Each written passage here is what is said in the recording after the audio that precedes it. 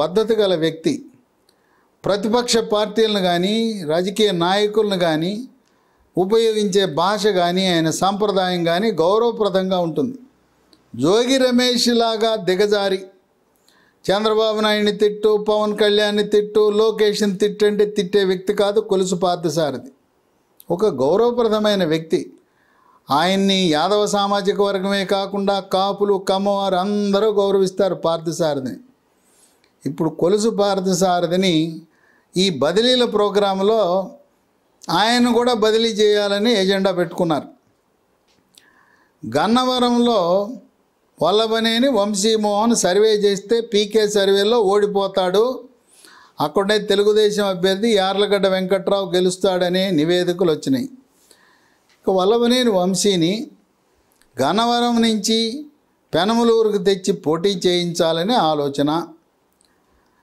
పెనమలూరు అయితే పర్వాలేదని ప్రశాంత్ కిషోర్ బృందం నివేదిక ఇచ్చారట. దాంట్లో భాగంగా గన్నవరంలో యాదవ సామాజిక వర్గం బాగా అధికంగా ఉన్నారు. అంతకుముందు ఇండిపెండెంట్గా యాదవ సామాజిక వర్గానికి చెందిన ముద్రబోయిన వెంకటేశ్వరరావు ఎమ్మెల్యేగా గెలిచాడు. అందువల్ల కొలుసు పార్థసారథిని బదిలీల ప్రోగ్రాం కింద, ట్రాన్స్ఫర్ల కింద పెనమలూరు నుంచి గన్నవరంకి ట్రాన్స్ఫర్ చేయాలనే ప్రతిపాదన పెట్టాడు జగన్మోహన్ రెడ్డి. దానికి తీవ్రమైన నిరసన వ్యక్తం చేశాడు పార్థసారథి. నేను పెనమలూరు ప్రజల యొక్క గౌరవాన్ని పొందాను, వాళ్ళకి ఆజన్మాంతము రుణపడి ఉంటాను. నేను 2004లో పోటీ చేస్తే ఆనాడు పేరు ఉయ్యూరు నియోజకవర్గం ఉంది, పెనమలూరు అని లేకపోయినా ఉయ్యూరు నియోజకవర్గంగా ఉన్నప్పుడు ఏ మండలాలు నన్ను ఆదరించినాయి, నన్ను గెలిపించారు. మొట్టమొదటిసారి 2004లో నన్ను శాసనసభకు పంపారు. మళ్ళీ 2009లో మీరు పెనమలూరు ప్రజలు గెలిపించారు. అప్పుడు కాంగ్రెస్లో మీ దీవెనలతో నేను మంత్రి అయ్యాను. 2014లో నేను ఇక్కడ పోటీ చేయలేదు పెనమలూరులో. నేను వెళ్ళి మచిలీపట్నంలో వైఎస్ఆర్సీపీ లోక్సభ సభ్యుడిగా పోటీ చేసి కొనకళ్ళ నారాయణ టీడీపీ అభ్యర్థితో ఓడిపోయాను. మళ్ళీ 2019లో మీరు ఆదరించారు కనుక నేను ఈ నియోజకవర్గం వీడి ఎక్కడికి వెళ్ళను, నేను ఇక్కడే పోటీ చేస్తానని చెప్పాడు. వైఎస్ఆర్సీపీ పార్టీనేమో గన్నవరం బదిలీ చేస్తే నేను బదిలీ అంగీకరించడం, ఇక్కడే ఉంటాను, ఇక్కడే పోటీ చేస్తానంటే ఆయన అంతరార్థం ఏంటంటే అవసరమైతే తెలుగుదేశం పార్టీలోకి మారి తెలుగుదేశం పార్టీ తరపున పోటీ చేసి గెలిచి ఆయన తెలుగుదేశం పార్టీ చంద్రబాబు నాయుడు క్యాబినెట్లో మంత్రివర్గంలో స్థానం పొందబోతున్నాడు. సరే, బీసీల పార్టీ తెలుగుదేశం పార్టీ, దాంట్లో ఇద్దరు యాదవులు ఉండటం తప్పులేదు.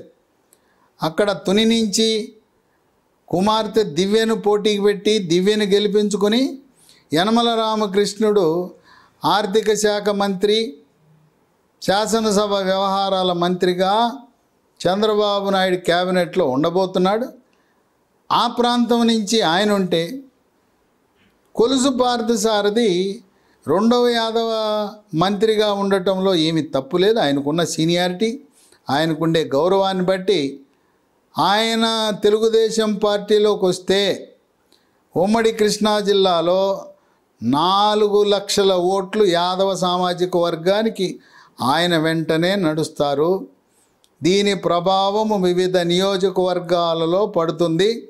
కొన్ని నియోజకవర్గాలు 40,000 ఓట్లు పైగా ఉన్న నియోజకవర్గాలు చెప్తాను: కైకలూరు, గుడివాడ, మచిలీపట్నము, గన్నవరము, నూజివీడు. ఈ నియోజకవర్గాల్లో 40,000 పైగా యాదవుల ఓట్లున్నాయి.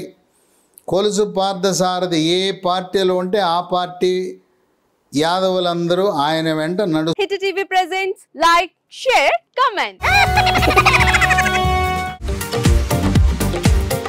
టీవీ వాళ్ళకు కూడా నేను ఒక సర్ప్రైజ్ ఇద్దాం అనుకుంటున్నాను. మీరు మాత్రమే జెస్సీ ఎందుకు అయ్యారు? ఇలాంటి అమ్మాయిలకి పిలవడానికి బాగుంటుంది.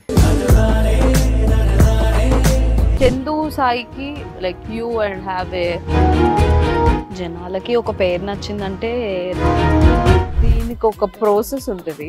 ఎందుకు ప్రాసెస్? డైరెక్ట్‌గా వెళ్ళిపోదాం. ఏదైనా ఒకటి మర్చిపోయినావా నువ్వు? మర్చిపోయినా మేడం. ఏం మర్చిపోయావు? నా గుండె. ఏదో ఆ టైంకి మన సుడి బాగుంటే ఎవరన్నా చూపిస్తే రాయగలం కానీ డోర్ టు డోర్ సేల్స్ చేసేవాళ్ళు. శారీ వస్తుంది కదా, శారీలో వెనకాల కట్టుకుని